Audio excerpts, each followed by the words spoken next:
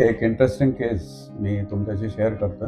माझे वर्गमित्र एक सासरे 99 वर्षाचे होते त्यावेळेला जेव्हा ही घटना घडली. त्यांनी मला फोन केला की त्यांना हल्ली खूपच थकल्यासारखं वाटतंय. म्हटलं वय त्यांचं आता किती आहे तर 99 आहे. म्हटलं 99 वर्षी बऱ्याच लोकांना थकल्यासारखं वाटावं असं असेलच. हिंडणारे फिरणारे आहेत, सगळे नॉर्मल खात आहेत, बाहेर फिरायला जात आहेत, तरी त्यांना हल्ली चक्कर येण्यासारखे वाटतं. तर मी म्हटलं ठीक आहे घेऊन या.